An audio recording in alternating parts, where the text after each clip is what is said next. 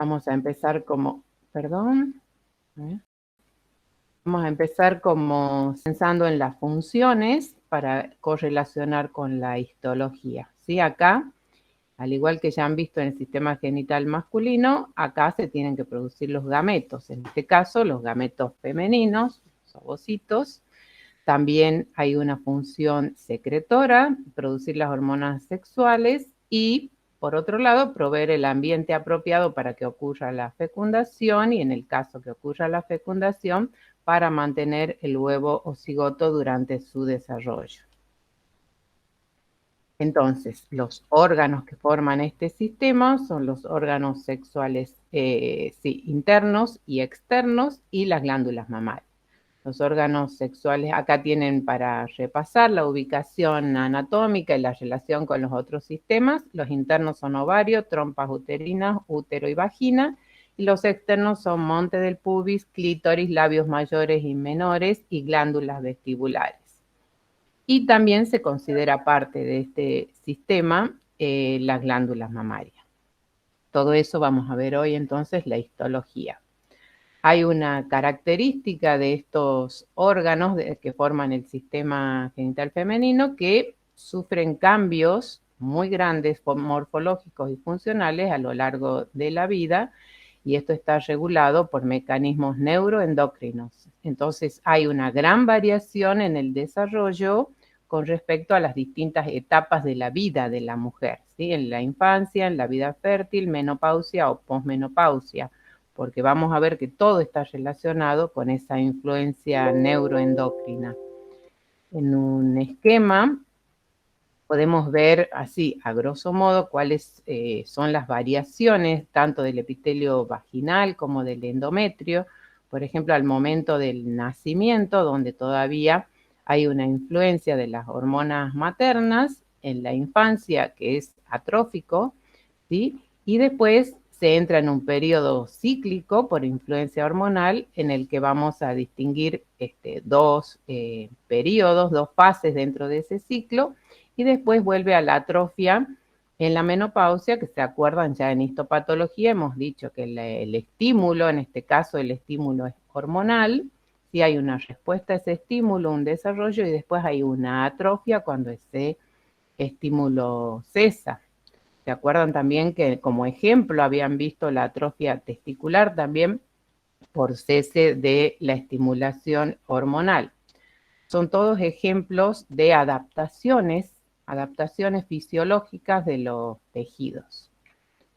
Bien, bueno, esto es para recordar un poco la ubicación también anatómica. Acá de este lado está esquematizado los órganos que vamos a ver: ovario, trompa con todos sus segmentos, el útero que tiene cuerpo y cuello, y la vagina. Y de este lado, para recordar que anatómicamente los ovarios están en relación, son intraperitoneales, pero están fijados por los ligamentos ancho del útero, ¿sí? La porción posterior, y también hacia la pared del útero por el ligamento propio del ovario. Esto lo han visto en anatomía, ¿sí? Es un órgano intraperitoneal, pero está fijado a través de estas estructuras conjuntivas.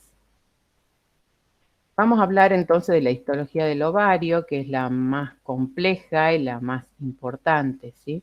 Pensemos primero entonces en las funciones. Gametogénesis, en este caso ovogénesis u oogénesis, ¿sí? Producción y ovulación del gameto femenino. Y por otro lado, la producción de hormonas, que dijimos la esteroidogénesis, tanto de estrógenos como de progestágenos. Los estrógenos, que van a tener la función del crecimiento y la maduración de los órganos sexuales, también van a estimular, son los responsables del desarrollo de caracteres sexuales femeninos secundarios, y también van a estimular el desarrollo de las glándulas mamarias. Y los progestágenos también son los encargados básicamente, de preparar al útero para el posible embarazo y también preparar a las glándulas mamarias para la lactancia. Entonces, vamos a la estructura histológica del ovario. Acá lo vemos en un esquema. En un esquema vemos que hay un epitelio superficial, que es continuación del peritoneo, una túnica albugínea, ya vamos a ver que está inmediatamente por debajo, y el parénquima que se divide en dos zonas que no se delimitan claramente, pero la mayor parte ocupada por la corteza y la parte central por la médula. Un hilio, que es la entrada de vasos sanguíneos, linfáticos y la inervación. Vamos a ver ahora en un corte histológico, si pudiéramos ver un corte histológico así completo del órgano, veríamos la diferencia, sobre todo si se hace una tinción tricrómica, como en este caso. ¿Qué les marca la tricrómica? Todo lo azul, ¿se acuerdan? Es el colágeno. Entonces la médula, ¿sí?, tiene un tejido conectivo muy denso, y la corteza, ya vamos a ver, la corteza que ocupa casi todo el espesor, digamos, la mayor parte del espesor del órgano, ¿sí? Vamos a ver que ahí hay un estroma de otro tipo, ya vamos a hablar de eso, y en el que van a aparecer los folículos en distinto estado de desarrollo. Con mayor detalle, vamos a ver entonces desde afuera hacia adentro. Hemos dicho que está recubierto por lo que se llama un epitelio superficial. Antes se le llamaba germinativo porque por error se creía que a partir de esas células se generaban los folículos. Pero esto ya sabemos que no, que es un revestimiento que, como les dije, es continuación del peritoneo y que está formado por un epitelio cúbico simple, un epitelio muy bajo. Algunos libros por ahí les pueden decir hasta plano. Ustedes ven que es un cúbico bajo, e inmediatamente por debajo de ese epitelio se ve una capa de tejido conectivo denso que acá está con mayor aumento, que sería la túnica albugínea. Y miren el contraste de esa tinción con el resto del estroma de la corteza del ovario. Es muy llamativo este cambio de tinción, y esto está dado por el estroma tan particular que tiene la corteza del ovario, que es un estroma muy celular. Está formado por todas estas células fusiformes, por eso a veces se les llama estroma fusocelular, y vamos a ver que eso va a tener una gran importancia en la función, porque vamos a ver que esas células después van a pasar a formar parte del folículo que va creciendo y van a tener funciones importantes. Entonces, en el parénquima vamos a distinguir entonces la corteza y la médula. Perdón, la corteza y la médula.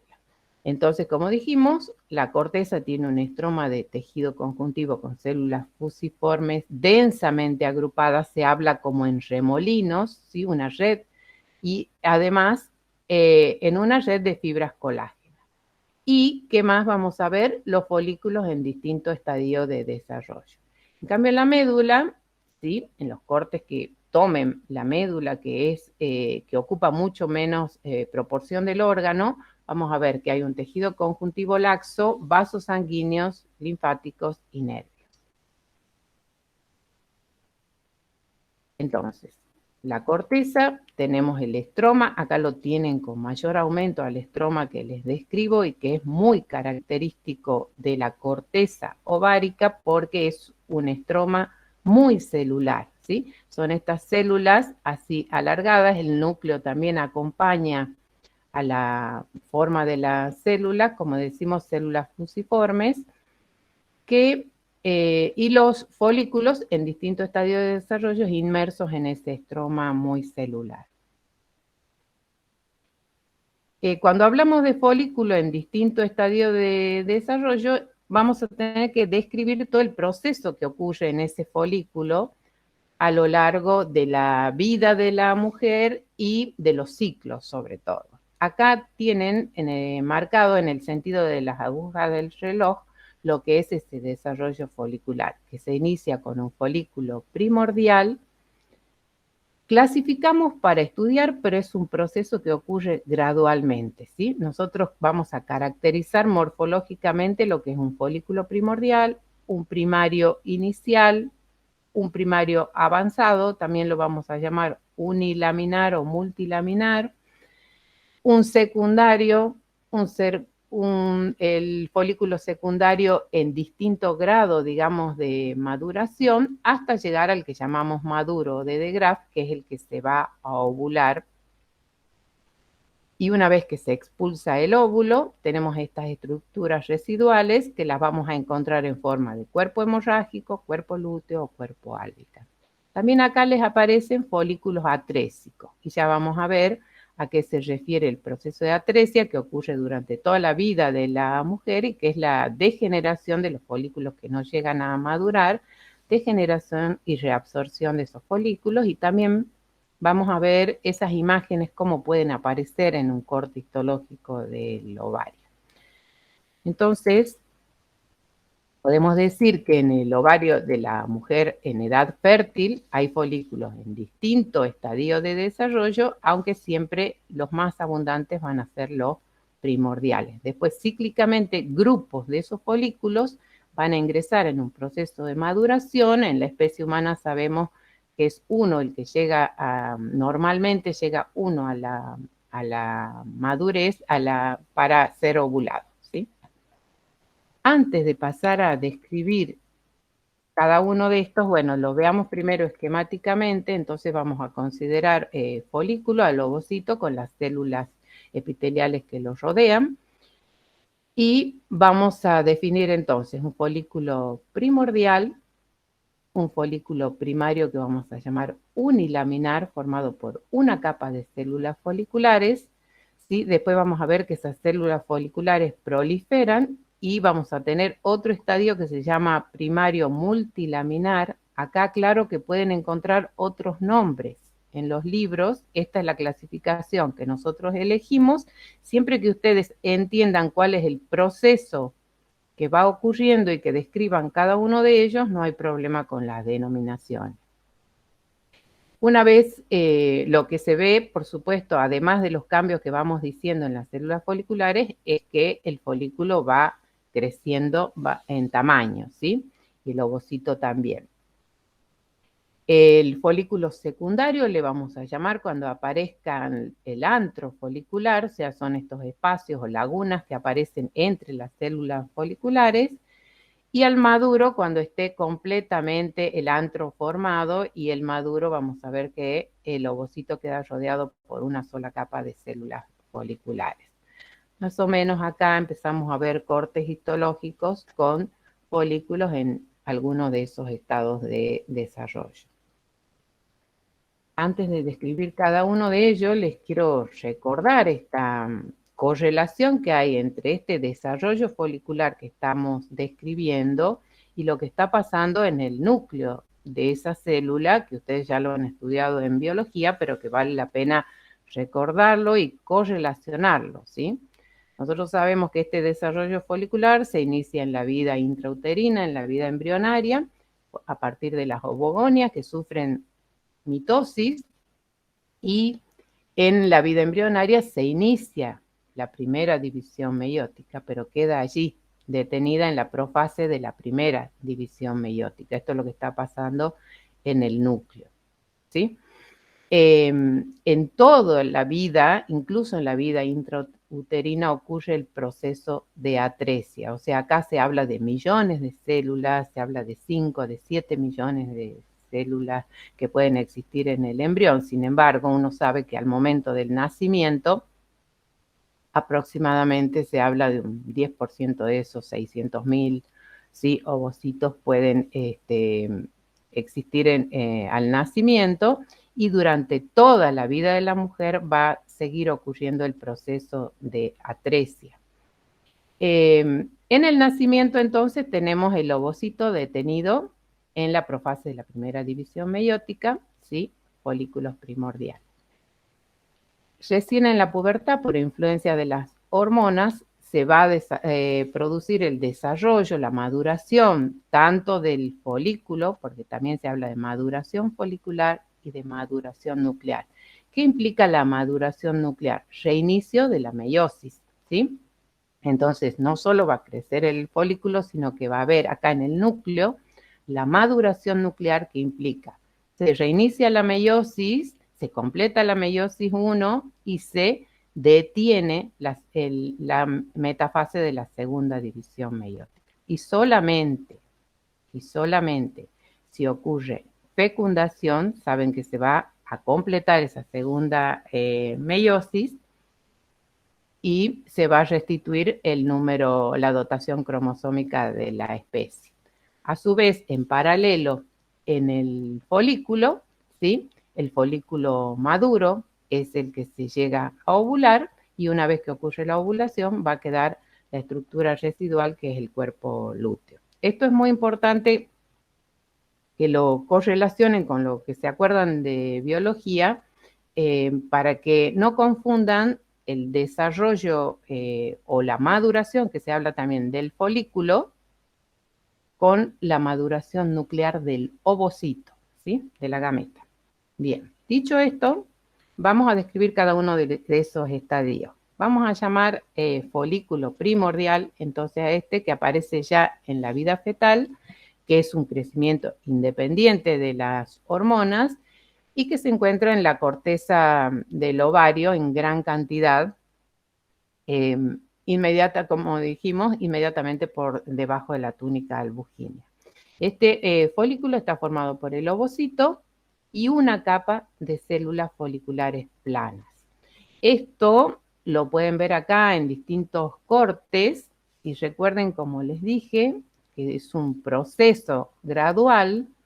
Vamos a ver que en el siguiente estadio estas células planas se van a hacer cúbicas, entonces a veces podemos tener un estadio en el que dudemos si está pasando de primordial a primario, que sería el otro.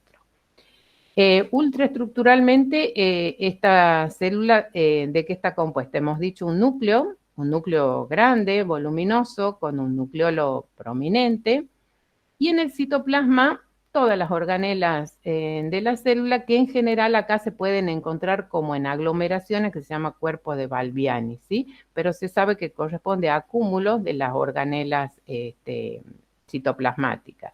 Y lo otro que se encuentra, que ya lo vamos a ver en una micrografía electrónica, son lo que se llaman laminillas anulares, que tienen toda la misma composición de la envoltura nuclear. Acá lo vemos en otro corte histológico con hematoxilina eosina al folículo primordial, ¿sí? Una célula con un núcleo grande, con nucleolo, y acá ven las células foliculares aplanadas, y acá lo pueden ver en una micrografía electrónica a bajo aumento, o acá mejor a mayor aumento, ven el núcleo con el nucleolo, las organelas, acá están viendo mitocondrias, acá está marcado esas laminillas anulares que se ve que tienen la misma composición química que la envoltura nuclear. Lo que se ve acá también es la relación con esa célula folicular plana, que acá está marcada con 2, y inmediatamente por debajo esa célula folicular está asentada en la lámina basal. Y la lámina basal acá es el límite entre el folículo y el conectivo circundante. Como les dije, entonces en ese proceso de desarrollo lo que va a pasar en un paso siguiente es que esas células foliculares se tornan cúbicas y primero forman una sola capa. Entonces, ¿qué tenemos? Tenemos el ovocito, una capa de células foliculares cúbicas y la membrana basal. Lo que vamos a ver es que entre el ovocito y las células foliculares empieza a secretar una capa glucoproteica que es la zona pelúcida, que sabemos que está constituida por glucoproteínas ZP1, 2 y 3, que son importantes en el proceso de la fecundación. Y el tamaño acá del ovocito aproximadamente es de 50 a 80 micrómetros. Hemos dicho que con el desarrollo vamos a ver el crecimiento también del ovocito. Acá lo vemos en un corte histológico, el ovocito, el núcleo, la zona pelúcida, que por ser glucoproteica se va a teñir acidófila y se va a teñir paz positiva, ¿sí? Por acá estaría el límite marcado por la lámina basal y miren acá de nuevo el estroma ese que les digo de células fusiformes. Otra imagen de un folículo primario unilaminar y una visto por microscopía de barrido en la que vemos las células foliculares, acá el ovocito, y toda esa cubierta como una red sería la zona pelúcida, ¿no? Entonces, en este ovocito, recuerden, ya ocurre en este folículo ya ocurre la maduración del ovocito. Bien, en un estadio posterior lo que vamos a ver es que esas células foliculares cúbicas empiezan a multiplicarse y se produce una estratificación en varias capas que lo podemos ver tanto en un esquema como en un corte. Y lo otro que vamos a ver es que alrededor, que esas células del estroma circundante empiezan a ordenarse, a organizarse alrededor de ese folículo. En el ovocito, en maduración, van a aumentar las organelas, se van a formar los gránulos corticales, que ustedes saben que se van a ubicar inmediatamente por debajo de la membrana plasmática y que van a ser muy importantes en el proceso de fecundación, en la activación del ovocito, del espermatozoide. Y además, se puede ver por microscopía electrónica las microvellosidades en el espacio este que se genera perivitelino, las microvellosidades que se comunican y se interdigitan con prolongaciones de las células foliculares. Acá lo tenemos a mayor aumento en un esquema, a esa comunicación íntima que se produce entre el ovocito y las células foliculares, y ven acá prolongaciones de las células foliculares y microvellosidades del ovocito. Acá tienen otras imágenes de ese folículo multilaminar o avanzado, como también lo pueden encontrar. Y entonces, cuando les hablo de esa comunicación íntima entre las células foliculares y el ovocito, cabe también la aclaración, que a veces surge la duda, ¿se acuerdan comparando con la espermatogénesis, que hablábamos de una barrera hematotesticular, ¿no? Es decir, cuando se disparaba la meiosis, la maduración en el testículo, se produce toda una barrera que impide el contacto con la sangre. Acá ese contacto es necesario, acá no hay una barrera que se llamaría hematofolicular. ¿Por qué? Porque es muy importante el pasaje de señales, ¿sí? De moléculas señal, de nutrientes, desde la sangre al líquido folicular para el desarrollo normal. Ahí se tiene que producir el microambiente para que ocurra la maduración de ese folículo. Ya lo vamos a ver en una microscopía electrónica también ese contacto. Como decíamos, el paso siguiente en este desarrollo es lo que llamamos folículo secundario o antral. ¿Cuándo le vamos a llamar secundario? Cuando aparezcan signos de la formación de estas lagunas o antros, ¿sí? Se acumula líquido entre las células foliculares, después vamos a ver que esas cavidades o lagunas empiezan a fusionarse, van formando un solo antro. Y lo otro que vamos a ver a este nivel de desarrollo es que esas células del conectivo circundante que se estaban organizando en las tecas, ¿sí? Se empiezan a diferenciar en dos capas que vamos a llamar teca interna y teca externa. Por otro lado, las células estas de la granulosa, las células foliculares, van a empezar a formar el cúmulo óforo, ¿sí? El cúmulo óforo, que es una capa de esas células foliculares que mantienen rodeando al ovocito. Y las microvellosidades o los cuerpos de Karl-Exner, que son Paz positivos y que son por la presencia de proteoglucanos en las células de la granulosa. El ovocito, vamos a ver que se va a empezar a ubicar excéntrico y sigue creciendo su tamaño aproximadamente hasta el máximo, que va a llegar a 100 micrómetros, 120 micrómetros. Acá tienen otras imágenes de folículos. Miren acá un primario unilaminar, un primario multilaminar y acá uno antral y otro antral. Los antrales pueden estar en distinto grado de desarrollo, por eso les ponemos varias imágenes para que vayan, no se graben una sola, porque es un proceso gradual en el que pueden encontrar distintas imágenes de estos folículos.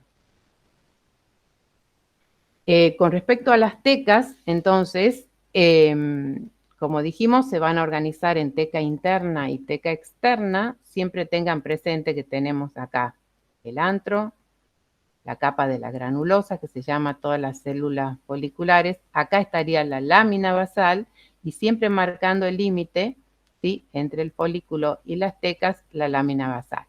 La teca interna y la teca externa van a tener distintas características y distintos aspectos las células. La teca interna se va a caracterizar por tener células cúbicas, ¿sí?, núcleos más bien redondeados o poliédricas. Van a tener gran cantidad de receptores de LH y va a estar muy vascularizada. Si se fijan, estos son, acá les marco, estos son los capilares, que ahí están marcados por la presencia de glóbulos rojos. En cambio, la teca externa va a ser tejido conectivo, ven células más bien fusiformes, que incluso están entremezcladas con células musculares lisas. Bueno, finalmente vamos a llegar al folículo que llamamos maduro de De Graaf, que ya va a tener aproximadamente el folículo va a tener 10 milímetros más o menos, es lo que se ovula, ¿sí? O sea, es prácticamente 1 centímetro, y por lo tanto este va a protruir en la superficie ovárica. Acá vemos que el antro ha crecido y que las células foliculares van a formar una capa simple de células alrededor del folículo, que es lo que se llama corona radiada. El cúmulo óforo es este acúmulo de células foliculares que lo mantiene unido a la pared folicular. Las tecas van a estar mucho más marcadas y ahora vamos a ver las características de esas células de la teca que se transforman en estructuras secretoras de esteroides. Entonces van a tener una gran cantidad de inclusiones lipídicas como cualquier célula con esa característica. Acá recordemos, tenemos el ovocito también maduro, y maduro se llama cuando está detenido en la metafase de la segunda división meiótica, es decir, apto para ser fecundado.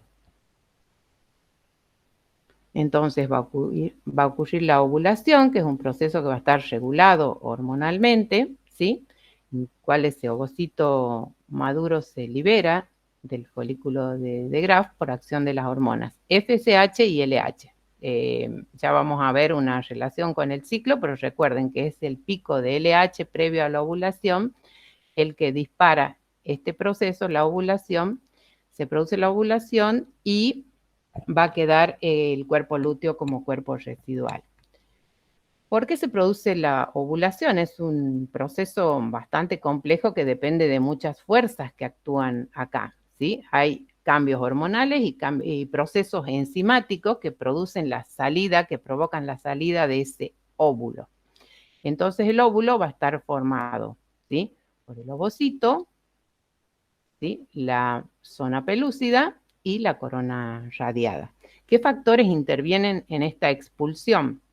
Acá lo que se ve es lo que se llama el estigma folicular, que es esa protuberancia que puede verse en la superficie del ovario cuando ocurre la ovulación. Por un lado, la presión del líquido, la cantidad de líquido y el volumen, ¿sí? Después hay una digestión enzimática de la pared, hay un depósito de glucosaminoglucanos entre el complejo del ovocito y el cúmulo óforo y el estrato granuloso, y contracción de las fibras musculares lisas que dijimos de la teca externa, ¿sí? Todo eso ayuda a que ocurra la expulsión de ese folículo maduro, del óvulo sería. ¿Qué pasa? Una vez que ocurre la ovulación, ¿qué queda en el ovario? Todo ese resto de la pared folicular constituido por células de la granulosa y células de la teca, ¿sí? Primero va a ocurrir un colapso, después se va a reorganizar.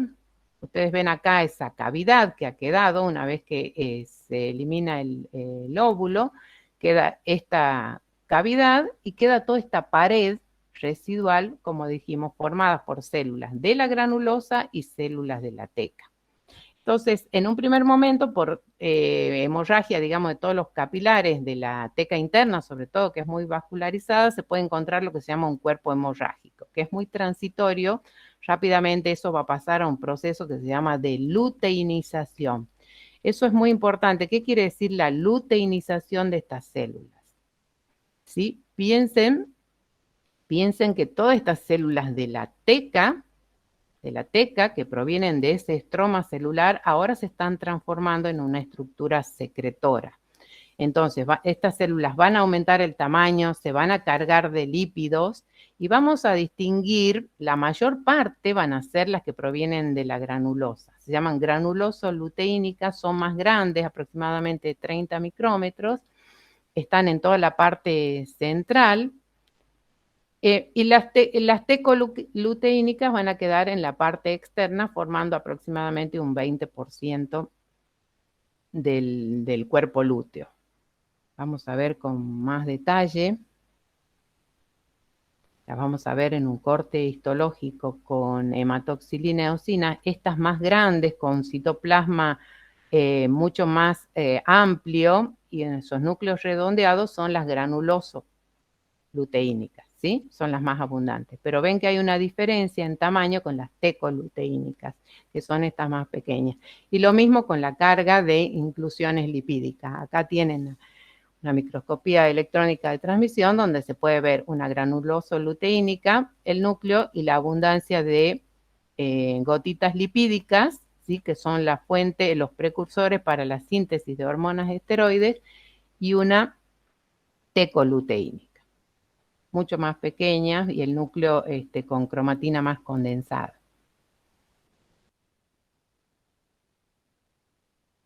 Si no hay fecundación, ese cuerpo lúteo se va a reabsorber, es una estructura que tiene que degenerar y entonces se va a producir, digamos, la muerte de células por autólisis y el tejido conectivo va a venir a formar una cicatriz que se va a llamar cuerpo albicans. Entonces, toda esa zona que ocupaba el cuerpo lúteo es invadida de tejido conectivo y forma este cuerpo que se llama albicans. Albicans quiere decir blanco y blanquecino es en fresco la estructura. En realidad, teñida con hematoxilina eosina, sí es un tejido conectivo que básicamente tiene fibras colágenas. La estructura es acidófila. Vamos a ver entre esas bandas de fibras, vamos a ver núcleos, lógicamente, núcleos serán de fibroblastos, de células del conectivo que van a formar esa cicatriz de conectivo que se llama cuerpo albicans. La otra caracterización morfológica que nos falta sería cuando aparezcan imágenes de atresia folicular. La atresia puede ocurrir en cualquier estadio del folículo y va a depender de eso también la imagen que podemos tener en el corte histológico. Sabemos que es un proceso muy común porque la mayoría de los folículos ováricos van a involucionar. Nosotros sabemos que en cada ciclo sí van a iniciar el crecimiento muchos folículos, un grupo de folículos, pero como decíamos, en la especie humana, uno solo va a ser el que va a llegar a la maduración y se va a ovular, el resto va a sufrir el proceso de atresia. ¿Y esa atresia en qué consiste? Por un lado sabemos que ocurre apoptosis de la célula de la granulosa. Y en el folículo hay degeneración, autólisis, invasión de la capa de la granulosa por células del conectivo. Primero hay células fagocíticas, pero después va a ocurrir toda una invasión de tejido conectivo. Y de las estructuras que había, hay una que es la zona pelúcida, que es la más resistente a la degradación enzimática.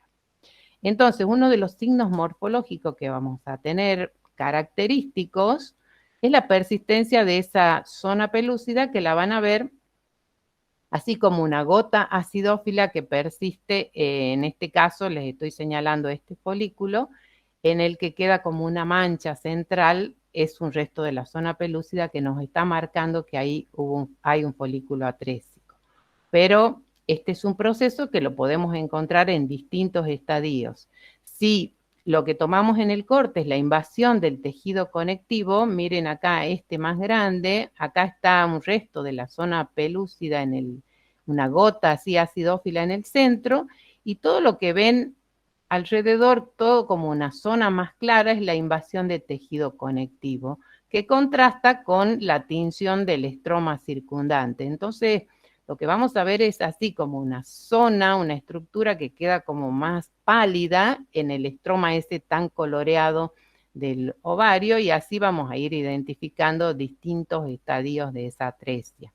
Acá tienen otro más pequeño, acá tienen un resto de zona pelúcida, acá también, acá parece que no sé si es un vaso, pero también pueden ser así como manchas acidófilas, como una gota que persiste y que les avisa que hay un folículo atrésico, ¿sí?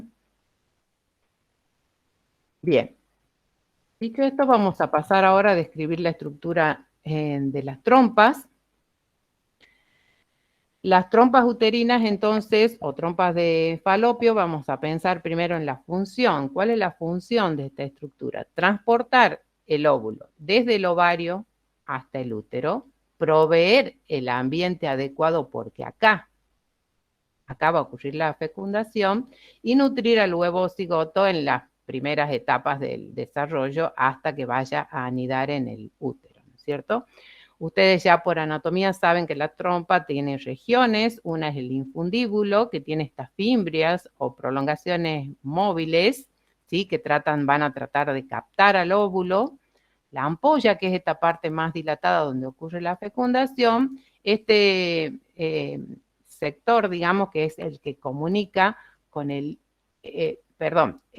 sector que comunica la ampolla con la porción ya del útero, que se llama istmo, y el segmento que se llama intramural, que ya está en el útero. Histológicamente, ¿cómo está constituida esa trompa? ¿Sí? Vamos a ver en un corte histológico, lo que más va a llamar la atención va a ser los pliegues de la mucosa, ¿sí? Nosotros vamos a tener esta estructura con una luz muy plegada, lo mismo lo ven acá en un esquema, e histológicamente desde afuera hacia adentro van a tener una serosa, ¿sí? Una serosa o el peritoneo, ¿sí? O sea, una capa de mesotelio, epitelio plano simple y tejido conectivo. Vamos a tener, acá tienen toda la, es un corte que les va a servir para reconocer vasos sanguíneos también, porque está muy vascularizada, ¿sí? La muscular que tiene una circular interna y una longitudinal externa, aunque no son tan fáciles de distinguir por la orientación, pero una túnica muscular y una mucosa. O sea, como ven, no hay una submucosa acá. Y la mucosa, como les decía, se va a caracterizar por esos pliegues como vellosidades. Esos pliegues están formados por un epitelio cilíndrico simple, ya lo vamos a ver con mayor detalle, y una lámina propia delgada. Como les dice ahí, ese epitelio tiene células cilíndricas, que va a haber más ciliadas, va a haber más cantidad de ciliadas hacia el infundíbulo, y el movimiento de esas cilias va a ser hacia el útero, ¿sí? Va a haber más cilias en el infundíbulo y en la ampolla, y va a haber más células secretoras en las otras porciones. Entonces, también con respecto a los pliegues, hay algunas diferencias que les marca acá, que esa mucosa que tiene ese sistema de pliegues, también los pliegues son más ramificados en el infundíbulo y en la ampolla, y son más bajos y menos ramificados en la zona del istmo y de la porción intramural. Pero veamos con mayor aumento, con mayor detalle, esa estructura de la mucosa, ¿sí? La mucosa plegada, que como decimos, estos pliegues que contienen el epitelio cilíndrico simple con dos tipos celulares, células ciliadas y células secretoras, y una lámina propia de tejido conectivo. Acá mayor aumento,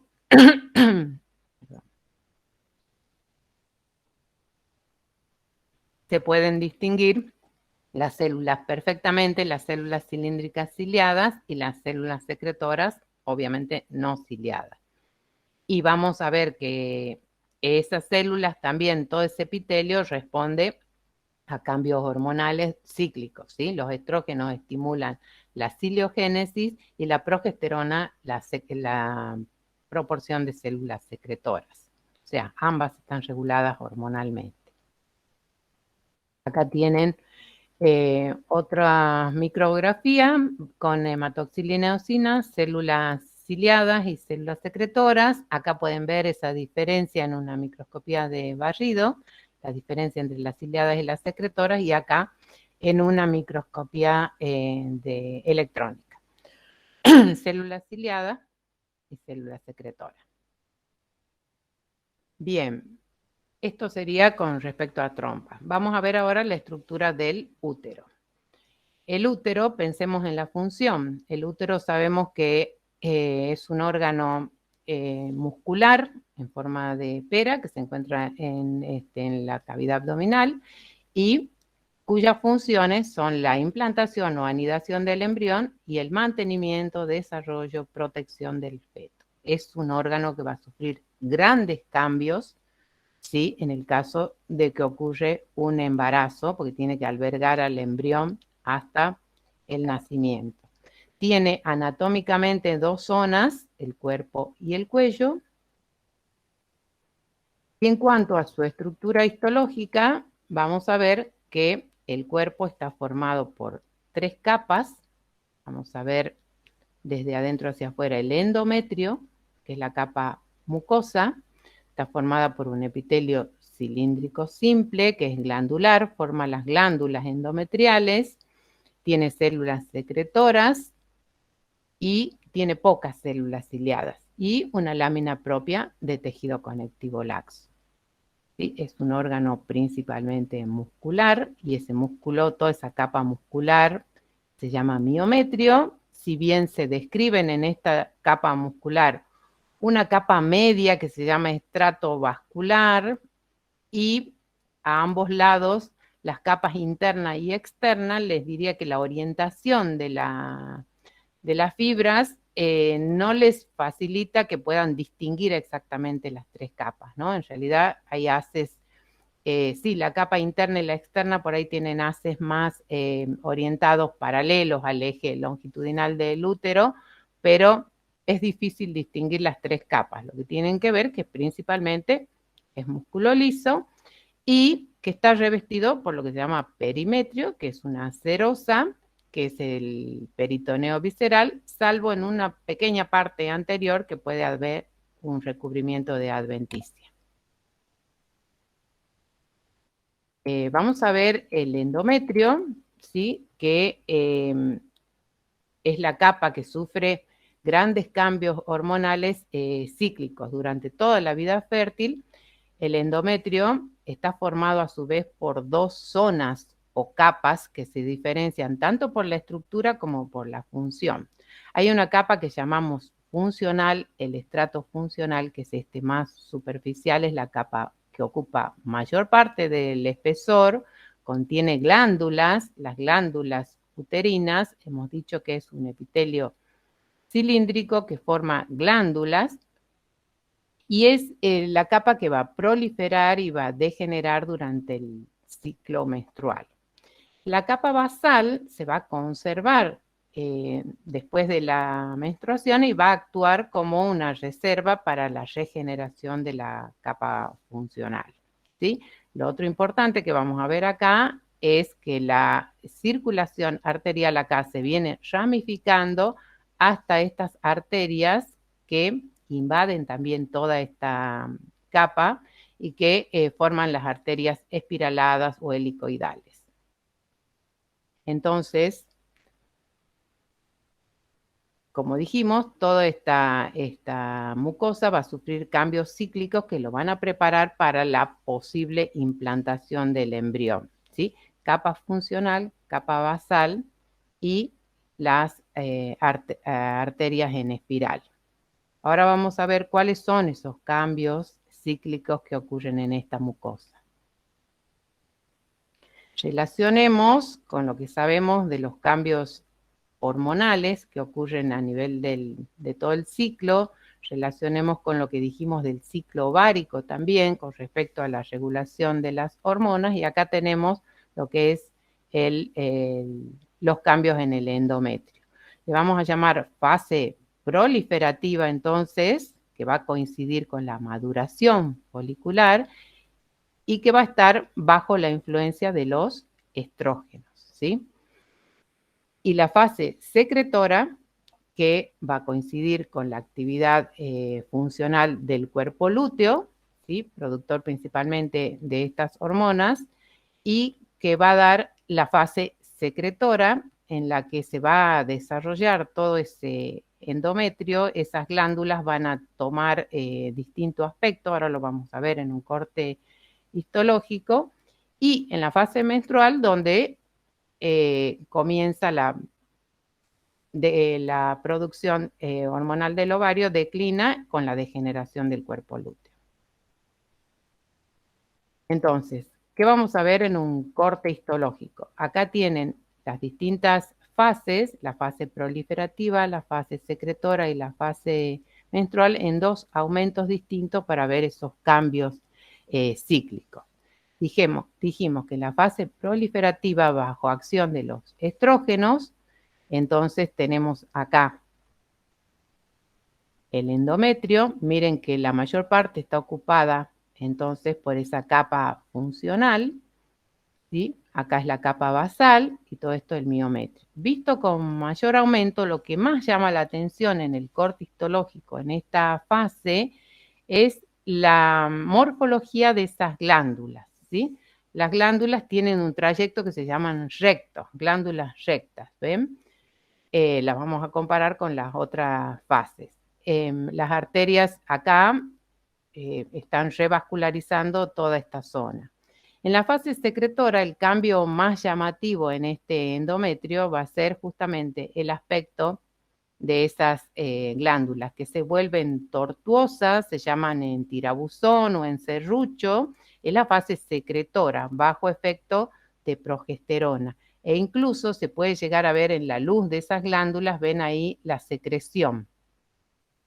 Para contrastar con lo que es la fase menstrual, donde se va a desprender toda esa capa funcional, ¿sí? Esto ocurre por contracción de las arterias en espiral que causan una isquemia del estrato funcional, ¿sí? Eso degenera y se produce la destrucción de ese revestimiento y el desprendimiento de la capa funcional. Acá, a mayor aumento, lo que van a ver es la congestión, la presencia de sangre y necrosis de las glándulas que degeneran y se eliminan en la menstruación. Acá tienen más imágenes, más cortes histológicos de esa fase proliferativa, que se va a caracterizar por la presencia de glándulas de trayecto recto. Otra de la fase secretora, las glándulas en tirabuzón o en serrucho, y la fase menstrual, en la que solo queda el estrato basal, persiste el estrato basal. Bien, esto es con respecto al cuerpo del útero. El cuello del útero es un órgano muy importante por la implicancia que tiene en patología, ¿sí? Ustedes saben que el cáncer más común acá es el cáncer de cuello uterino. Histológicamente, ese cuello está formado por un endocervix y un exocervix. Entre ambos, el gran cambio histológico es desde un epitelio de células, un epitelio cilíndrico con células secretoras y algunas ciliadas, y las glándulas, un epitelio glandular. Hay un cambio brusco a un epitelio plano, estratificado plano, no queratinizado. Este cambio brusco, como en todos los sitios del organismo donde ocurre un cambio brusco de epitelio, es un punto lábil donde se llama zona de transformación, porque es donde pueden empezar los procesos patológicos, principalmente las lesiones que llamamos precancerosas, que pueden progresar a cáncer. Acá lo tienen en un esquema, al epitelio cilíndrico, al punto de unión y la zona de transformación al epitelio estratificado plano. Lo que pasa acá es que con la pubertad esa unión sufre una eversión y el epitelio cilíndrico a veces avanza, ¿sí?, sobre el epitelio estratificado, y esas células cilíndricas expuestas son las que finalmente van a sufrir la metaplasia. O sea, ese epitelio cilíndrico tiende a cambiar a una metaplasia escamosa. Esa es una adaptación reversible y les diría que ocurre hasta fisiológicamente. El tema es que una vez que ocurre una metaplasia escamosa, sobre esa metaplasia puede progresar una displasia o el cáncer de cuello uterino. Y es el sitio de inicio. Por eso, en el estudio que se hace para prevenir, voy a volver un poquito acá, el estudio que se hace para prevenir el cáncer de cuello uterino, que comúnmente le decimos el Papa Nicolau, es una toma de muestra de estas células, donde en la toma de muestra tiene que asegurarse que se ha tocado, tienen que encontrarse células endocervicales, o sea, tiene que asegurarse que en la toma de muestra se ha tocado esa unión escamocolumnar o por encima de ella, ¿sí? De esa manera se hace el diagnóstico precoz. Ustedes saben que el cáncer de cuello uterino se debe a cepas del HPV, a cepas oncógenas del virus HPV, y que mediante este simple estudio, que es nada más que un estudio citológico, se colorea con Papa Nicolau y se pueden ver las alteraciones. Primero las alteraciones que tienen que ver con la presencia del virus, y después se acuerdan,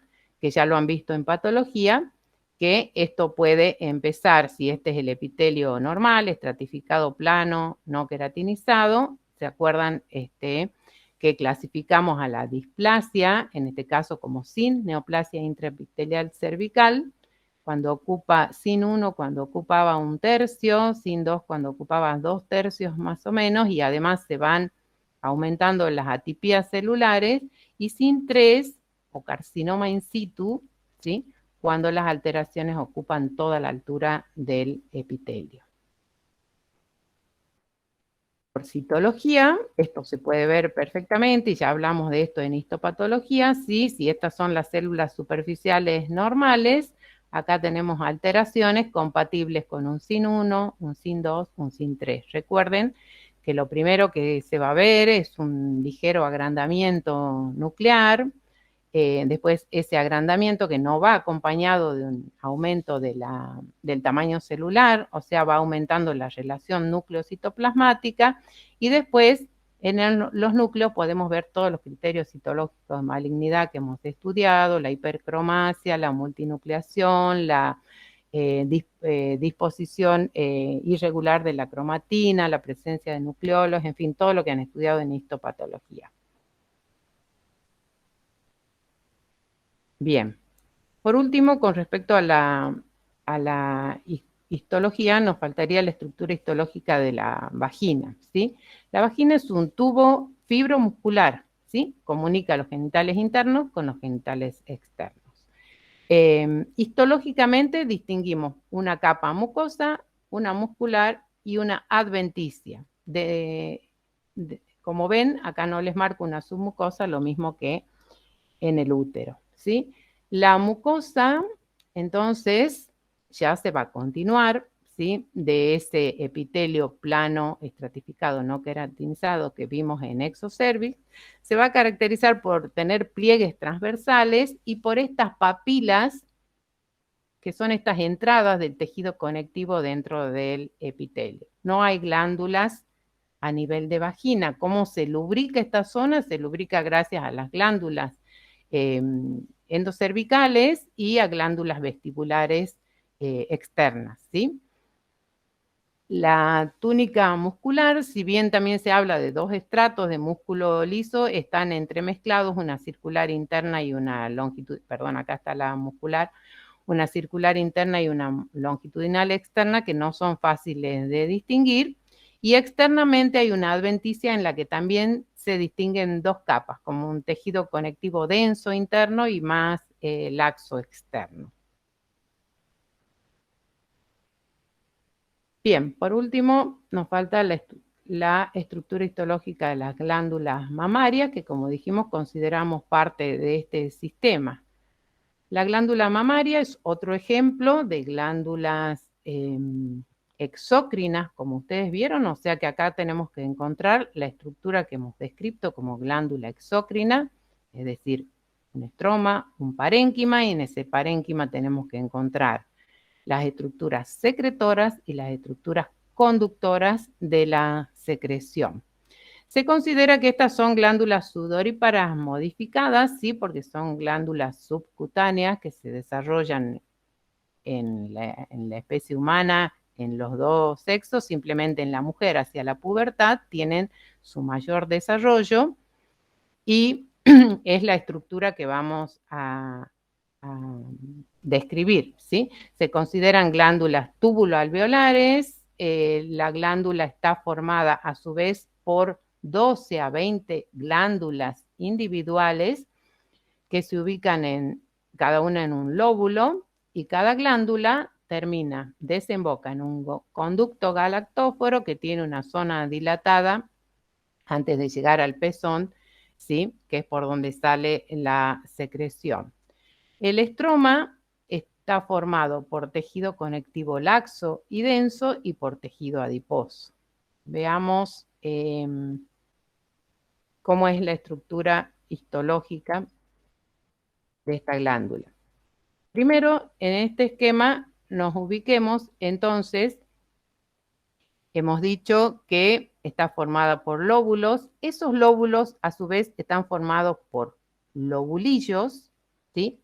Y esos lobulillos, ¿sí? Vamos a llamar unidad lobulillar de conducto terminal al grupo de conductos terminales o alvéolos. Vamos a hablar de conductillos terminales cuando la mama está en reposo y alvéolos secretores cuando la mama está activa. Esa estructura va a tener entonces esto que vamos a llamar unidad lobulillar de conducto terminal, entonces está formada por los conductillos o alvéolos, un conducto colector intralobulillar, ¿sí? Y un estroma intralobulillar que va a ser de tejido conectivo laxo. Acá visto en otro esquema, ¿sí? Acá tenemos alvéolos o conductillos terminales que desembocan entonces en un conducto colector y el conducto colector intralobulillar va a conducir la secreción hacia el galactóforo. El estroma que vamos a tener acá intralobulillar es de tejido conectivo laxo. Yo creo que este preparado ya lo deben haber visto como ejemplo de diferencia entre tejido conectivo laxo intralobulillar y el tejido conectivo denso interlobulillar, es decir, entre un lobulillo y otro. Y lo otro que aparece siempre acá formando parte del estroma de la glándula mamaria es el tejido adiposo. Por eso decimos que el estroma está formado por tejido conectivo laxo, tejido conectivo denso y tejido adiposo. Entonces, como dijimos, por acción hormonal, ¿sí? En la glándula mamaria activa ya en el embarazo, ¿sí? Esos conductillos terminales que están reducidos, ¿sí? A estas pequeñas luces de epitelio cúbico simple, se van a transformar en alvéolos productores de leche. Veamos con distintos aumentos cómo es esa estructura histológica. Entonces acá vemos un corte panorámico, digamos, con bajo aumento de la glándula mamaria, donde podemos ver cada uno de estos lobulillos o unidades secretoras, ¿sí? En cada uno de estos lobulillos, ¿sí? Vamos a tener lo que hemos llamado conductillos o alvéolos secretores. Y vamos a tener el tejido conectivo laxo. Entre los lobulillos vamos a tener el tejido conectivo denso, el tejido adiposo, y acá en este estroma va a aparecer los conductos de mayor calibre, que sería acá el galactóforo, ¿no?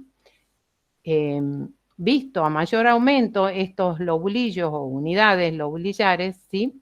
Se pueden ver en esta micrografía donde ustedes ven alvéolos o conductillos, epitelio cúbico simple, Lo otro que va a aparecer acá a mayor aumento es que no solo están las células del epitelio cúbico simple, sino que si alcanzan a ver acá un núcleo alargado por debajo, hay células mioepiteliales que tienen propiedades contráctiles que van a ser muy importantes para la eyección de la leche.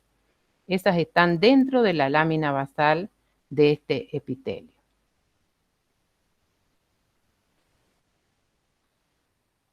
La glándula mamaria entonces va a tener muy diferentes aspectos según se encuentre inactiva, como es la que acabamos de describir, ¿sí? Los lobulillos van a estar reducidos a estos pequeños islotes así de conductillos y el estroma va a ser predominante en la mama inactiva, ¿sí? El estroma de tejido conectivo denso, adiposo. ¿Qué pasa ya en el embarazo? En el embarazo ya hay una estimulación hormonal y se acuerdan que nosotros en histopatología también creo que vimos este ejemplo de adaptación fisiológica, hay un estímulo hormonal sobre ese epitelio, ¿sí? Y como es un tejido epitelial, ¿cuál va a ser la respuesta a un estímulo hormonal trófico sobre esas células? Si es un tejido epitelial, ¿cuál sería el proceso principal que se produzca a nivel de este epitelio? A ver si alguien me está siguiendo.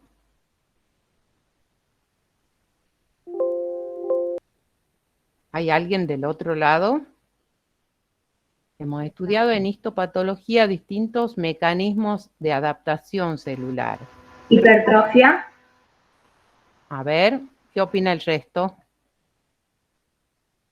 Hipertrofia es un mecanismo adaptativo celular, ¿sí? Pero en los epitelios que tienen capacidad mitótica, porque todos los epitelios tienen células madre, tienen capacidad de responder de otra manera, más rápidamente.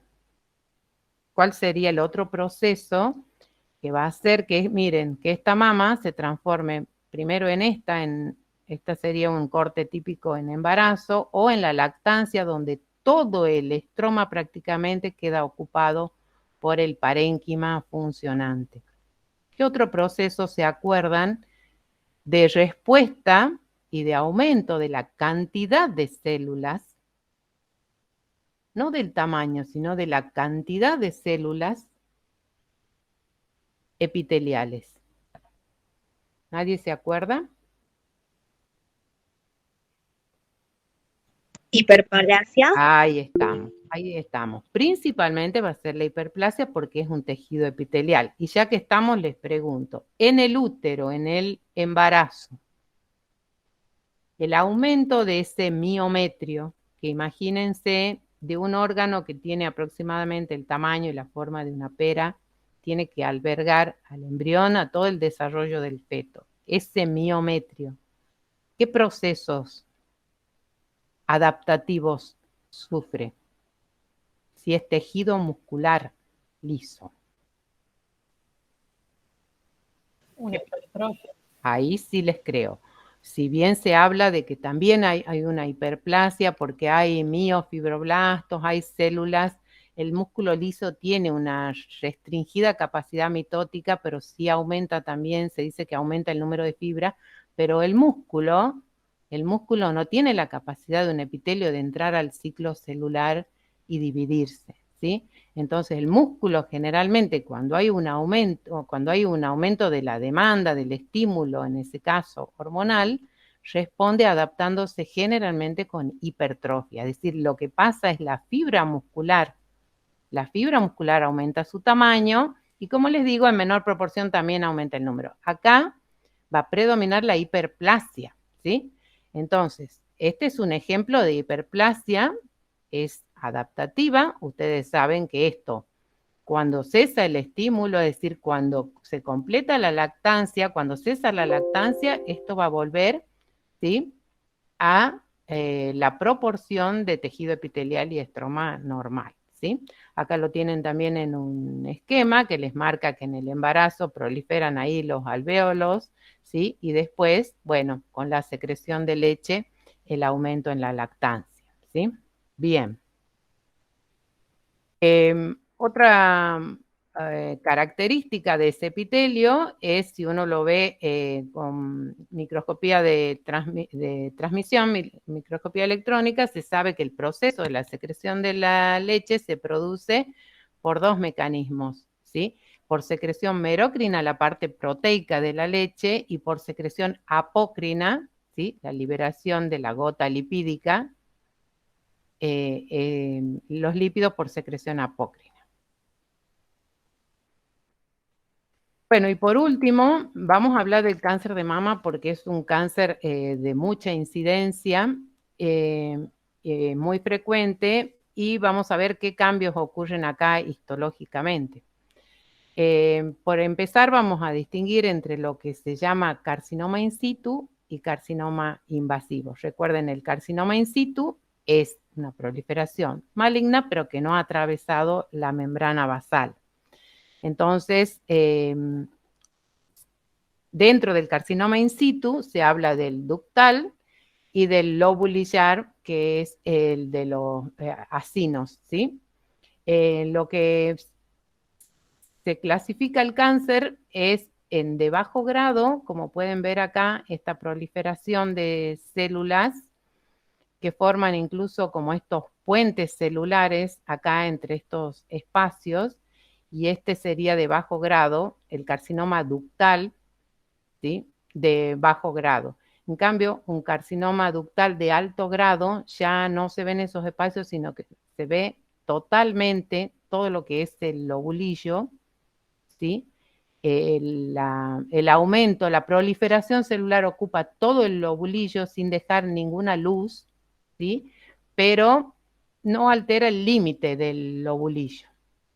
Eso es lo que se llama in situ. Y acá en este caso, un lobulillar in situ, en donde también tenemos la proliferación, pero sin alterar, digamos, la morfología de lo que es el lobulillo.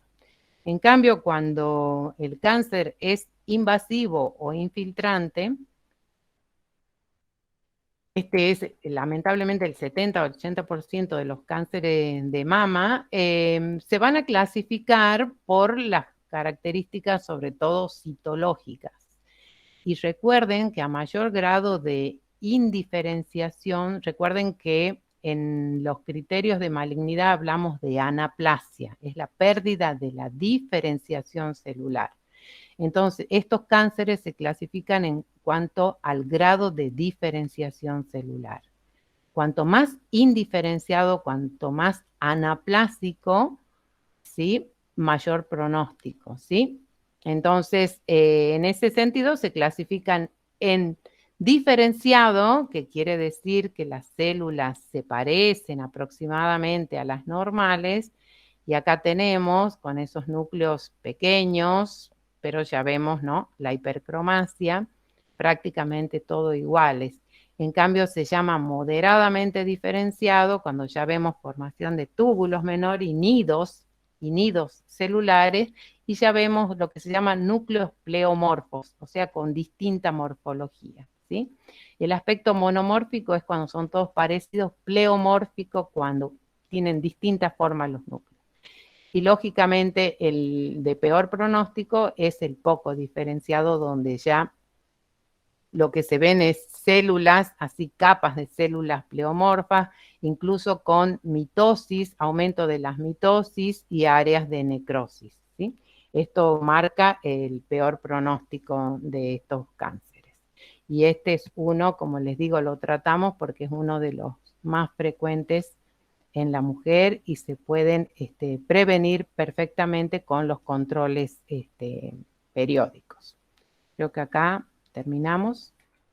Bien, una clase que terminemos en tiempo y forma.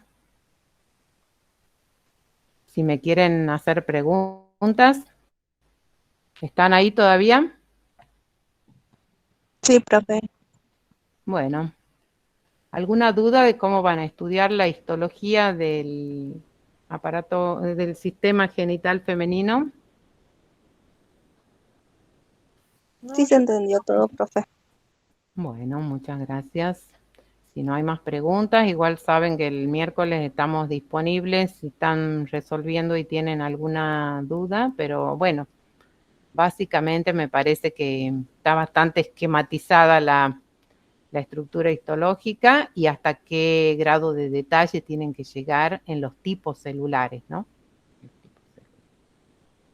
Si no hay preguntas, acá terminamos. Profe, gracias. Por nada, que anden bien. Nos vemos, profe, gracias. Nos vemos el lunes para la última clase. Bien, profe, nos vemos. Hasta luego. Bien, profe.